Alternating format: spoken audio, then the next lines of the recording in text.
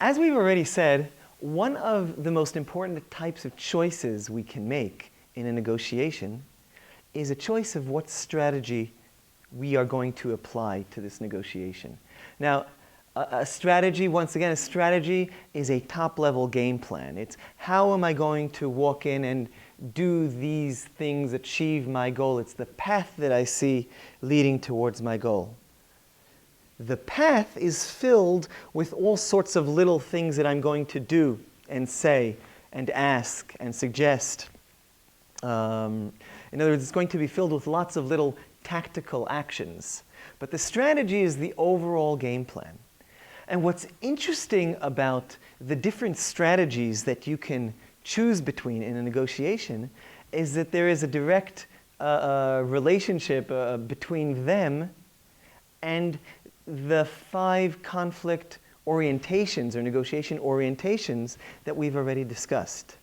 In other words, all of those notions of competition and cooperation as kind of being programmed into us at one level or another can also be dealt with not just down here at that underlying basic operating system level.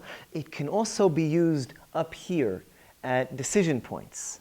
And let's take a look at what that looks like. That means that when I'm approaching a negotiation, I can choose, I get, before walking in and perhaps at other points during negotiation, I have the luxury of strategic choice.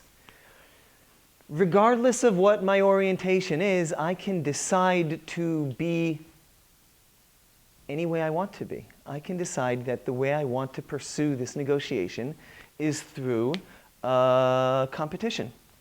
I can decide that even if I am someone whose natural orientation is avoidance. I can decide that even if I'm a natural cooperator.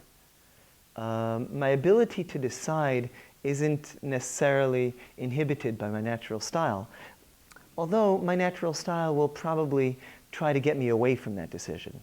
And my natural style will probably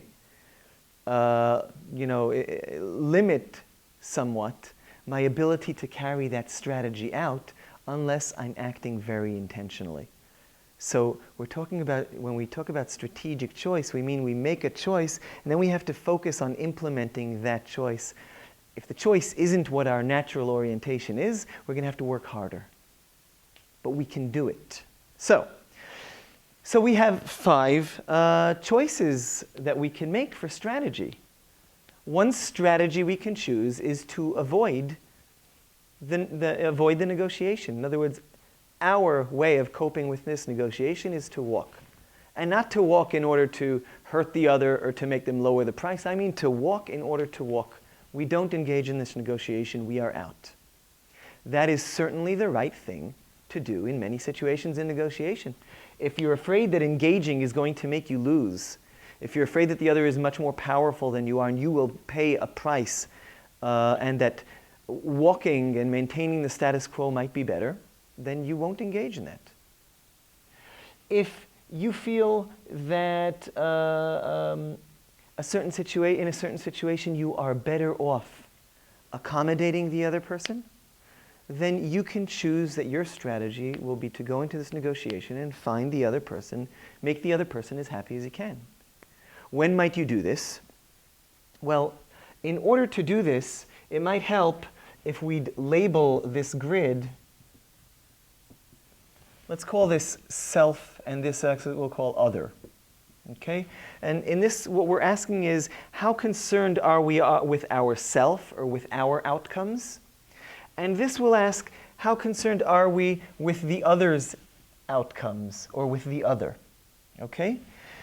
So if we're not particularly concerned with ourselves, we don't have much to gain in this situation, and we don't care too much about the other's outcomes, then we'll naturally tend to avoid a situation. Nothing to gain here, maybe even something to lose.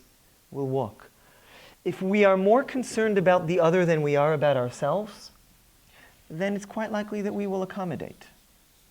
Okay? We will give in. And our strategy in this negotiation, in other words, we will reach an intentional choice to treat this activity of negotiation as looking for the best way to accommodate the other. looking to help the other out as much as possible. It sounds kind of antithetical to the concept of negotiation, because negotiation seems to be, the art of getting what's good for you. But remember, negotiation spans many activities in life, and sometimes in life you actually care about the other's outcomes more than you care about your own. This is true on the job. It's true with friends. It's true with spouses. It's certainly true with children. Look at your own life and you'll see that there are some situations in which you say, the best strategy that I could take here would be accommodating. Another strategy that you will adopt when you only care about yourself, when you care about your self outcomes, and you don't care about the other's outcomes, when that doesn't seem to be particularly important to you, is a competing strategy.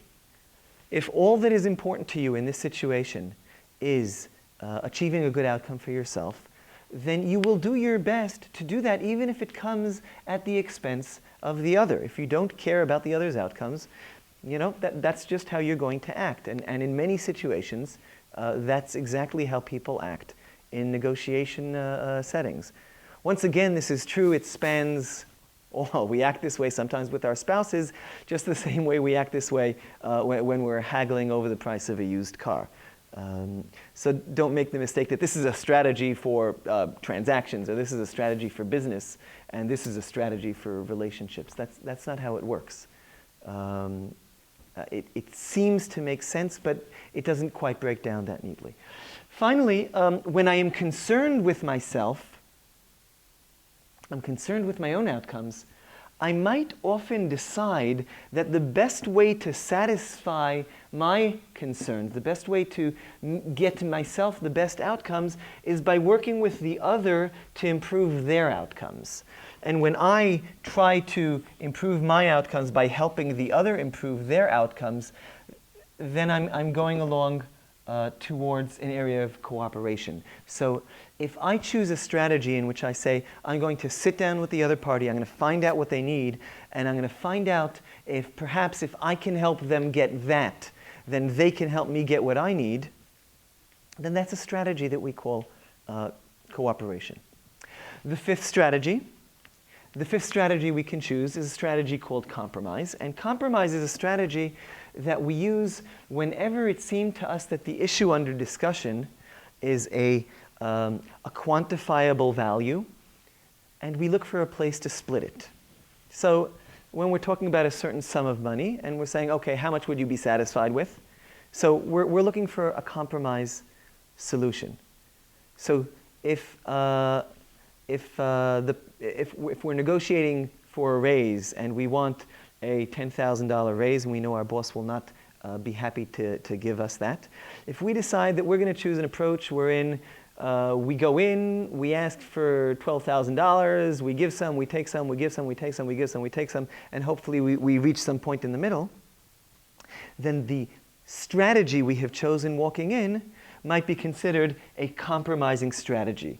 We are going to look for a place to cut this value in two, and each party will take a pile. Now, once again, even though these sound the same as intuitive negotiation styles, negotiation orientations, they are very, very different. They're very, very different because the negotiation strategies are choices that we make consciously and then sit down with ourselves and figure out how are we going to implement them through the tactics that we use. This isn't just us acting, playing out our one orientation on autopilot. This is us saying, let's put the autopilot to the side for the moment. We have a choice between 5 possible strategies. Let's find the one that works best, and then we'll think about what the various moves we can make with it are. So there's a world of difference between a negotiation that is handled through our intuitive orientation and between a negotiation that is handled through a strategic choice of the way we're going to act in negotiation.